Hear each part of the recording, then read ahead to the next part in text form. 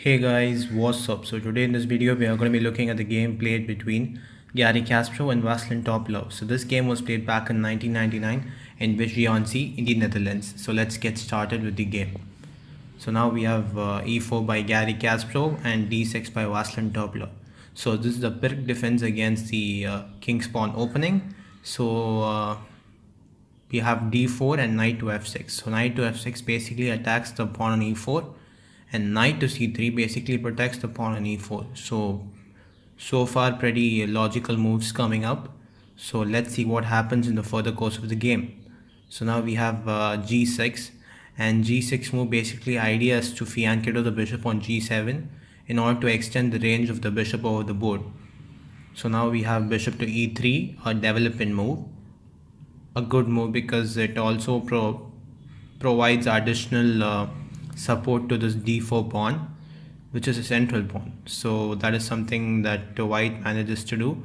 So now we have bishop to g7. As I told you earlier, the fianchetto takes place, and now the next step is to extend the range of the bishop over the board. So that should be something that black wants to do. So now we have queen to d2, and now this queen to d2 move basically idea is pretty simple, just clearing up the space for white to castle on the queen side. So let's see how the game goes. So now we have c6. So this is one of the characteristic moves in the Pirk defense, and so we have this nice little c6 move. So now we see this f3 move. F3 basically stops any potential knight to g4 moves, and also provides additional support to this e4 pawn. So that is something that black manages to achieve. White manages to achieve. So we have b5, and now this b5 move basically idea is to push b4 and try to kick away this knight from c3 to elsewhere. So that is something that white plans to counter against. So white goes for knight ge2, and now we have knight bd7, and now we see this bishop to h6 move. So basically now black has to either capture the bishop, or white is going to capture the bishop, either way. So black should accept the exchange, which is a bit forced at this point of time, so he does. So we have bishop takes h6 and queen takes h6, and now we see this move, bishop to b7. He could have gone for b4, but it is it doesn't make much sense to push b4 at this point of time. So black goes bishop to b7. So idea is to fianchetto the bishop and extend the range of the bishop over the board. So that is something that black plans to do. And so we have a3, stopping any potential b4 move. So we have e5, an attack on the center, which is central pawn, the d4 pawn. So now we have castles on the queen side. So the right time to castle for white, and so he does rightly. So Garry Kasparov, he knows his stuff, so he does it very perfectly. So he goes for castles on the queen side, and now we have queen to e7. Idea is to prepare for castling on the queen side for black king. So yeah, because black can't castle on the king side, since queen on h6 is stopping black from castling on the king side. So either way, he's going to castle on the queen side. So now we have one sec. Yeah, so now we have a6, and now a6 move basically consolidates the b5 square and the b5 pawn as well. So that is something that black manages to achieve by playing a6, and now we have knight to c1. And knight to c1 move basically trying to shift the knights to the queen side, so that he can attack black's king when black castles on the queen side. So now we have castles on the queen side, and now we see this knight to b3 move, and now we have pawn takes d4, rook takes d4, and now we see c5. So basically kicking away this rook from the d4 square, and now we have rook to d1, and now we see this knight to b6 move, and now we have g3. Idea is to put this bishop on h3, give a check, and trying to control the diagonal, the h3 to c8 diagonal. So that is something that white wants to achieve. So he goes king to b8 in order to counter white's plans. So now we have knight to a5, and now we have bishop to a8, which is pretty much forced at this point of time. So now we have bishop to h3. Either way, this bishop is going to be developed in this diagonal. So that is something that white does, and so we have d5, an attack on the center, and now we have queen to f4 check. And this is the d5 was a mistake that black did in this game. So let's see how white takes advantage of the fact that d5 is a mistake. So now we have king to a7, and now we have rook h e1. So now this is indirectly attacking the queen on e7, and so the queen has to do something about it, right? So he goes d4, and now we have knight to d5, and now we see this knight takes d5, pawn takes d5.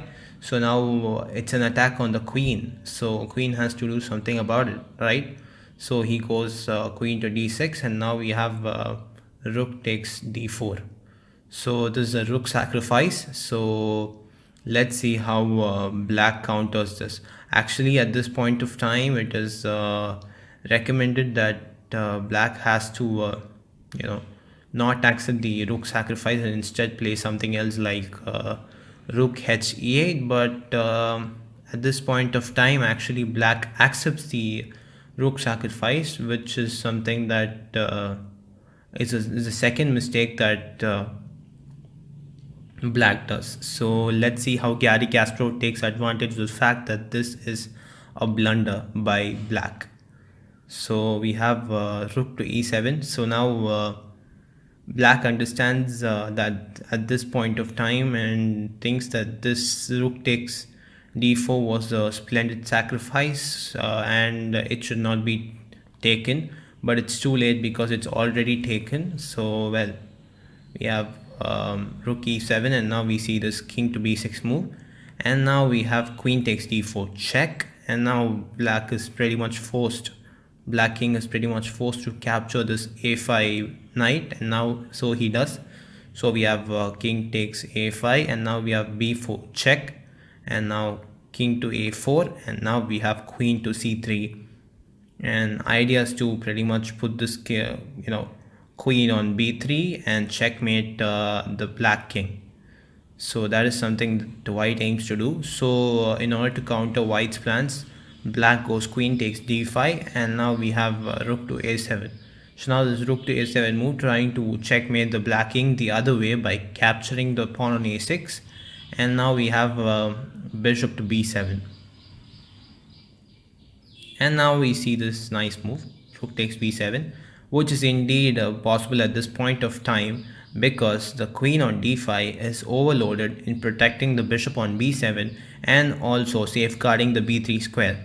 So in turn, this would lead to rook takes b7, and so black can't take this rook.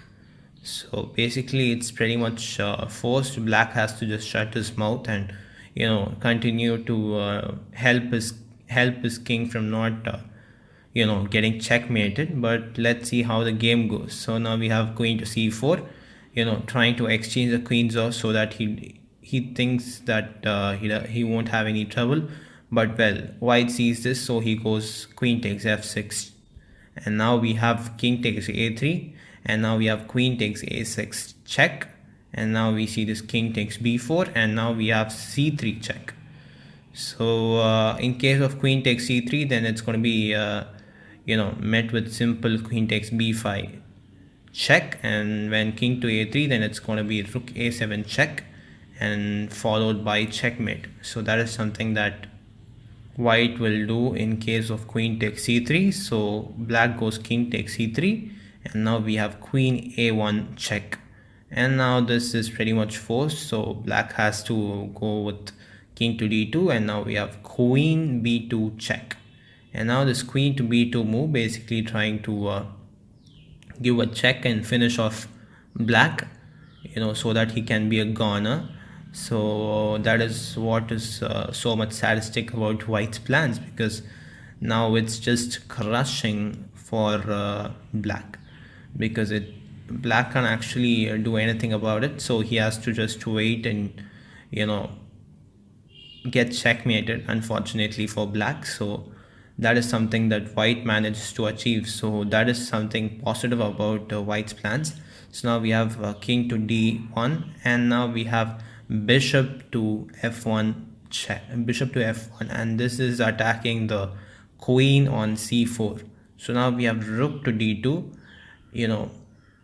counter attacking the queen of white. So we go rook to d7, and this is a splendid move. So it's a very splendid sacrifice of the rook, but not without not without any reason. So let's see what's the reason here. So now we have forced to take rook takes d7, and now we have bishop takes c4, and the queen is a goner now. So now we have pawn takes c4, and now we have queen takes h8.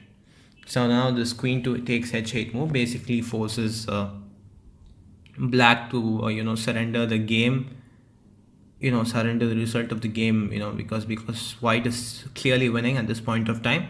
But well, black tries his antics, so let's see what happens. So now we have rook to d3, and now we have queen a8, and now we see this nice move c3, and now we have queen a4 check, and now king to e1. So queen a4 basically stops the c2 push, because it can't be the pawn can't be advanced further to c2 in this time at this point of time, because if c2, then it's going to be queen takes c2, and clearly white is winning after rook queen takes d3. And so we have king to e1, and now we have f4, and now this is getting even more intense, because now it's already winning for white. But well, black tries his chances, so he goes f5, and now we have king to c1, and now we have rook to d2. So now we see this queen to a7 move, and believe it or not, at this point of time actually black resigned. So I hope you like this video. I hope you like this game as well. So if you liked it, you can give it a like by clicking the thumbs up button below the video, and also don't forget to subscribe to my channel in case if you want to follow my future videos as well. So yeah, thanks for watching, and enjoy your life and enjoy whatever you're doing. So bye.